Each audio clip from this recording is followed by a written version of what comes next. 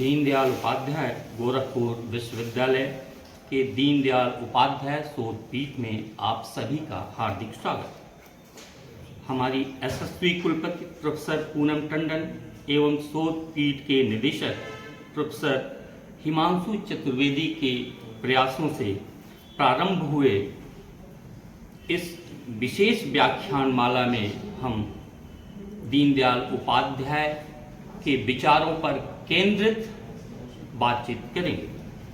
मैं प्रोफेसर मनोज तिवारी पंडित दीनदयाल उपाध्याय के राष्ट्र एवं चिति विषय पर अपने श्रोताओं एवं विद्यार्थियों की आवश्यकताओं के अनुरूप सरल तरीके से बातचीत करने का प्रयास करूंगा।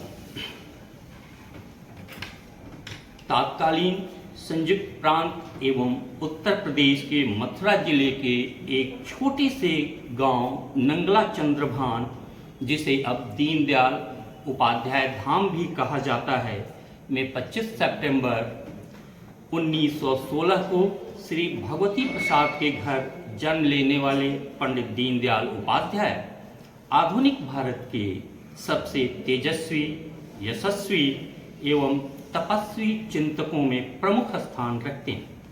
वो गांधी, तिलक, अरविंदो एवं सुभाष की परंपरा के वाहक थे। एक साधारण परिवार में जन्म लेने के बावजूद उनकी प्रतिभा, योग्यता, समाज एवं राष्ट्र के प्रति सशक्त नैतिक सनातन दृष्टिकोण तथा सांगठनिक क्षमता के कारण उन्हें जन्मना नहीं कर्मणा महान की यथोचित संज्ञा दी गई। उन्होंने समाज, राष्ट्र एवं मानवता के उद्धार से संबंधित प्रत्येक पक्ष पर अपना मौलिक एवं तर्कसंगत सनातन दृष्टिकोण प्रस्तुत किया, जिसे समग्र रूप से उनके द्वारा प्रतिपादित एकात्म मानव दर्शन अथवा एकात्म मानववाद की अवधारणा के रूप में जाना जाता है।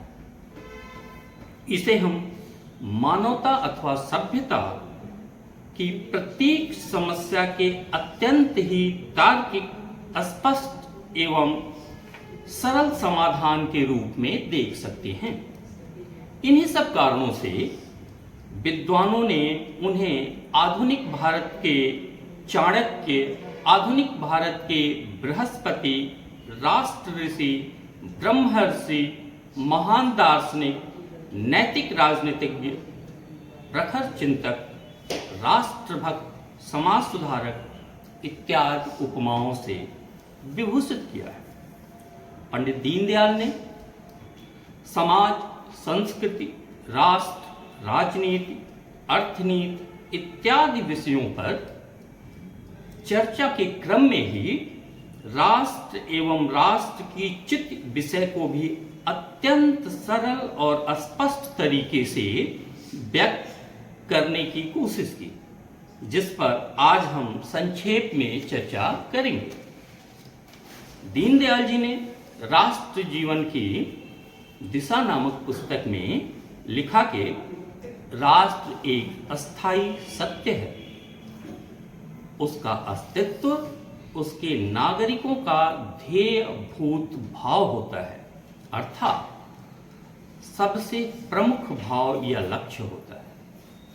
उसके नागरिक राष्ट्र की आत्मा को प्रकट करने वाले एक साधन होते हैं, अर्थात नागरिक स्वयं के साथ ही साथ राष्ट्र का भी प्रतिनिधित्व करता है। किसी भी राष्ट्र के नागरिक के लिए दीनदयाल जी एक जात, एक जन, एक मानव समुदाय जैसे शब्दों का प्रयोग अक्सर करते हैं। राष्ट्र को परिभाषित करते हुए उन्होंने कहा कि जब एक मानव समुदाय के समक्ष एक मिशन, विचार अथवा आदर्श रहता है और वह समुदाय किसी भूमि विशेष को मातृभाव से देखता है, तो वह राष्ट्र कहलाता है। इनमें से एक का भी अभाव रहा तो राष्ट्र नहीं बनेगा। अर्थात एक मानव समुदाय उसके एक तरह के मिशन, विचार अथवा आदर्श के साथ ही एक ऐसा भूक्षेत्र जिसमें वह मातृभाव की निष्ठा रखता हो, मिलकर राष्ट्र का निर्माण करते हैं। इसे और स्पष्ट करते हुए उन्होंने एक जगह बताया था कि किसी निश्चित भूभाग में निवास करने वाला मानव समुदाय जब उस भूमि के साथ तादात्म्य का अनुभव करने लगता है, जीवन के विशिष्ट गुणों को आचरित करता हुआ समान परंपरा और महत्वाकांक्षाओं से युक्त होता है, सुख दुख की समान स्मृतियां और शत्रु मित्र की समान अनुभूतियां प्राप्त कर परस्पर हित संबंधों से गुंफित होता है, संगठित होकर अपने श्रेष्ठ जीवन मूल्यों की स्थापना के लिए सचेष्ट होता है और इस परंपरा का निर्वाह करने वाले तथा उसे अधिकाधिक तेजस्वी बनाने के लिए महान तप, त्याग, परिश्रम करने वाले महापुरुषों की श्रृंखला निर्मित होती है। तब पृथ्वी के अन्य मानव समुदायों से भिन्न एक सांस्कृतिक जीवन प्रकट होता है। इस भावनात्मक स्वरूप को ही राष्ट्र कहा जाता है। आप ये कह सकते हैं कि यह जो एक अलग तरह का सांस्कृतिक जीवन उत्पन्न होता है, उसी से राष्ट्र का निर्माण होता है। अर्थात नागरिकों की आस्था से ही राष्ट्र का निर्माण होता है। इसे समझाते हुए दीनदयाल जी ने कहा कि हमारी राष्ट्रीयता का आधार भारत माता है। केवल भारत नहीं, भारत माता में से माता शब्द हटा दिया जाए तो भारत केवल जमीन का एक खंड मात्र रह जाएगा। इस भूमि अर्थात जमीन के खंड का हमारा ममत्व तब आता है जब माता वाला संबंध जुड़ता है। कोई भी भूमि तब तक राष्ट्र नहीं कहला सकता जब तक कि उसमें किसी जाति अथवा जन अर्थात उसके नागरिक का मातृ ममत्व यानी ऐसा ममत्व जैसा पुत्र का माता के प्रति होता है न हो। यही राष्ट्रभक्ति अथवा देशभक्ति है। उन लोगों का प्रेम ही देशभक्ति कही जाएगी जो देश में एक जन के नाते संबद्ध हैं, गुंफित हैं, एक साथ हैं, एकात्म का अनुभव करते हैं। पुत्र रूप एक जन और मातृ रूप भूमि के मिलन से ही राष्ट्र की सृष्टि होती है। यही राष्ट्रभक्ति है जो अमर है। दीनदयाल जी ने संस्कृति को स्पष्ट करते हुए चित्त शब्द का प्रयोग किया है।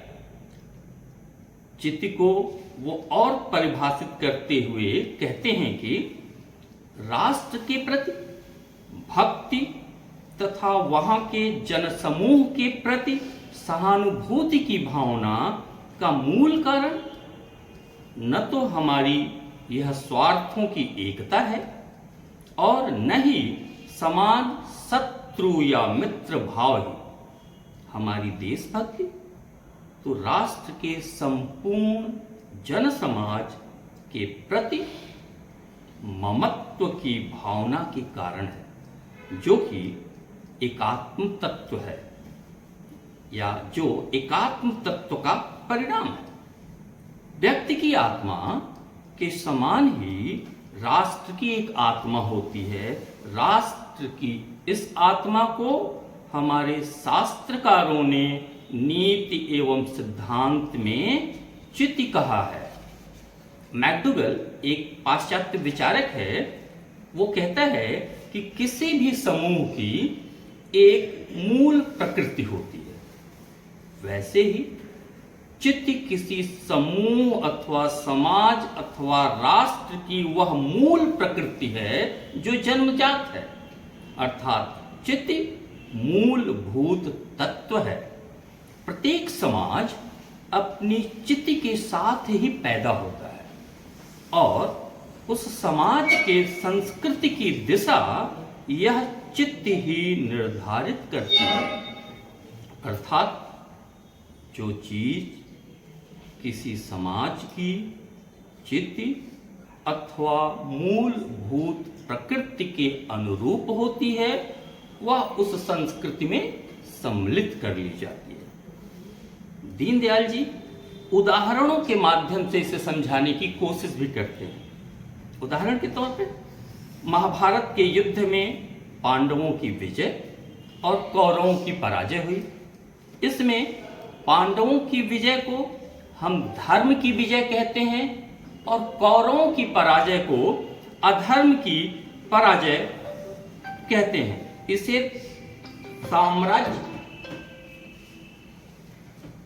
इसे साम्राज्य के लिए युद्ध अथवा बंटवारे के युद्ध अथवा पट्टीदारों या भाइयों के युद्ध के रूप में नहीं देखते। इसी तरह राम रावण युद्ध में रावण के भाई विभीषण के द्वारा राम का साथ देने के बावजूद विभीषण को देशद्रोही, राजद्रोही अथवा भ्रातृद्रोही नहीं कहते, बल्कि उसकी प्रशंसा करते हैं। ऐसा क्यों होता है? ऐसा इसलिए होता है कि हमारी प्रकृति अथवा आत्मा अथवा हमारी चित्ती ऐसा करने के लिए हमें कहती है अथवा प्रेरित करती है। अर्थात जो हमारे चित्त के अनुकूल होता है उसे हम अपनी संस्कृति का अंग बना लेते हैं, जो प्रतिकूल होता है उसे विकृत मानकर छोड़ देते हैं। अर्थात चित्त वह मापदंड है जिससे कोई व्यक्ति अथवा मानव समूह अपने समाज के अनुरूप किसी वस्तु, व्यवहार अथवा विचार को मान्य या अमान्य करता है। यही राष्ट्र की आत्मा है। इसी आत्मा के आधार पर राष्ट्र खड़ा होता है। यही आत्मा राष्ट्र के प्रत्येक श्रेष्ठ व्यक्ति के आचरण द्वारा प्रकट होती है।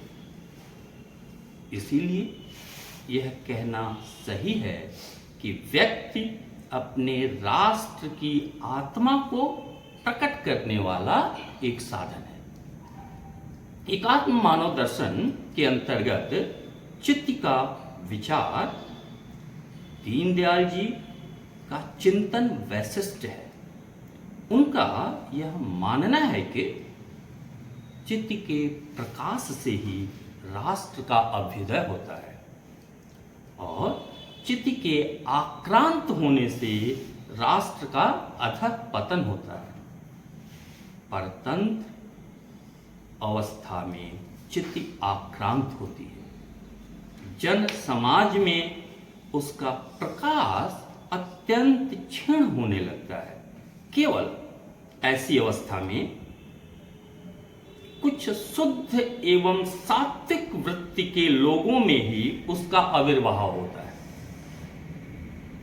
चित्त के इस प्रकाश को और उज्जवल बनाने का कार्य ही देशभक्त का मूल कार्य होता है।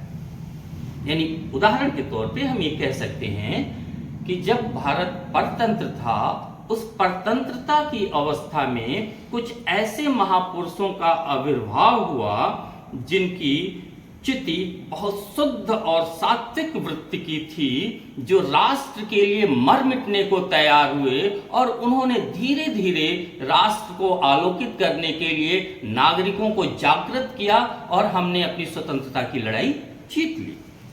इसी के परिणाम स्वरूप, यानी इसी चित्त के परिणाम स्वरूप देश के बंधन कटते हैं और उसके पश्चात भी इसका प्रकाश बढ़ते बढ़ते राष्ट्र जीवन को और पुष्ट बनाता है।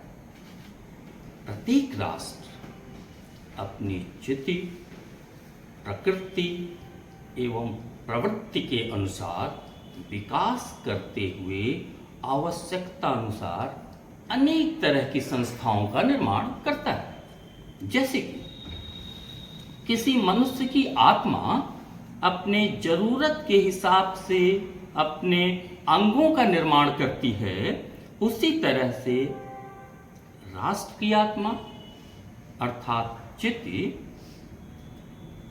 राष्ट्र के नागरिकों के जरूरत के हिसाब से राष्ट्र के अंगों का निर्माण करती है, जिन्हें हम संस्थाएं कहते हैं। राष्ट्र अपनी आवश्यकताओं की पूर्ति के लिए, अपने नागरिकों की आवश्यकताओं की पूर्ति के लिए संस्थाओं को जन्म देता है। उदाहरण के लिए कुटुंब अर्थात परिवार, जात, वर्ण, श्रेणी, गिल्ड, विवाह, गुरुकुल, ऋषिकुल, तमाम तरह के श्रमिक संगठन, ये सभी जो संस्थाएं हैं ये राष्ट्र और समाज की विभिन्न आवश्यकताओं की व्यवस्थित ढंग से पूर्ति करती हैं, जिससे राष्ट्र आगे बढ़ता है। इस प्रकार की अनेक संस्थाओं में से राज्य भी एक संस्था है। इसका निर्माण भी राष्ट्र करता है।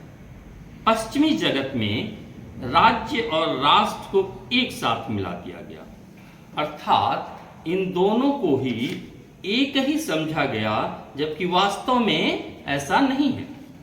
दीनदयाल जी के अनुसार राज्य का निर्माण हमारे यहाँ सामाजिक समझौते, सोशल कॉन्ट्रैक्ट के अनुसार हुआ। समय के साथ उत्पन्न हुई सामाजिक अव्यवस्था एवं राष्ट्र के नागरिकों में उत्पन्न हुई विकृतियों को ठीक करने के लिए राष्ट्र ने राज्य रूपी संस्था को जन्म दिया। अर्थात राष्ट्र और राज्य दोनों अलग अलग हैं, एक नहीं है। पाश्चात्य सभ्यता के लोगों ने इसे समझने में भूल की। पंडित दीनदयाल उपाध्याय ने राष्ट्र, राष्ट्रीयता और चित्त की अवधारणा सनातन चिंतन परंपरा के आधार पर संस्कृति को समझाते हुए व्यक्त किया है। धन्यवाद।